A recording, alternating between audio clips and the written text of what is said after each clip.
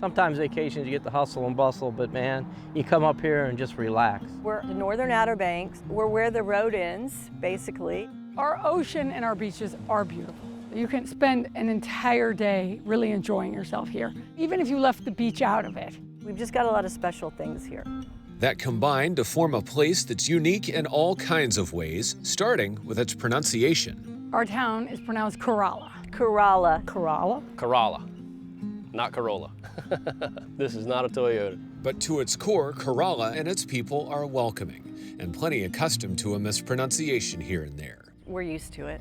Even my mother says Corolla, and I've worked here forever. In addition to their beaches, Corolla and Currituck County are perhaps best known for wild horse tours.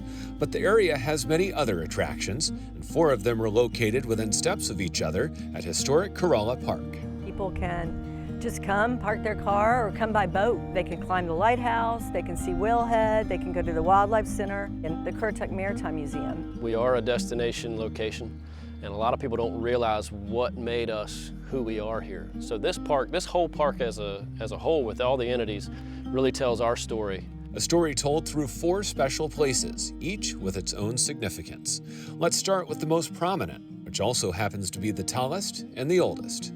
The Currituck Beach Lighthouse was first illuminated in 1875. It illuminated the last dark space on the Atlantic Ocean. It's 162 feet to the top of the building, and it has 220 steps to the top. Even if you're completely out of shape, you can still come up here because there's plenty of places to stop. You can stop at each landing, learn a little bit about the lighthouse, catch your breath. Then when you get up here, it's $1 million view. We don't rush people out of the lighthouse. So you get to the top, you can spend a while just thinking and enjoying life. You get up here, you don't have a care in the world. Even if you come up twice a day, you're gonna see a different view. You're gonna see the colors change in the ocean.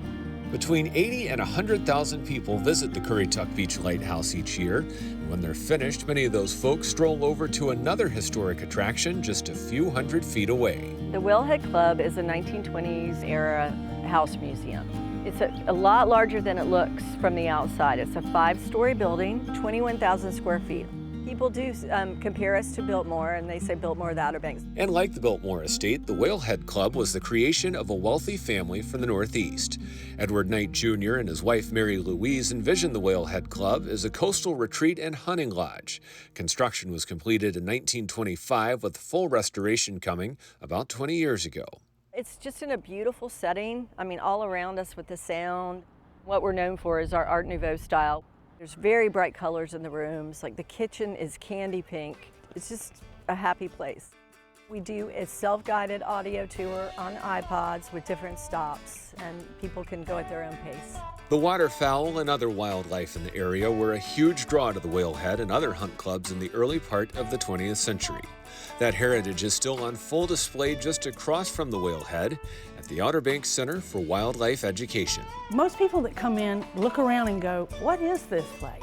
And they come to find out that we have an outstanding gallery. It'll take you through all the parts of the county, people, places, and of course, one of the most outstanding mid-Atlantic decoy collections around. At some point in our future, we'll be back with our programming, which will include things like fishing, crabbing, archery, kayaking, and sound sampling and getting a little pluff mud between your toes.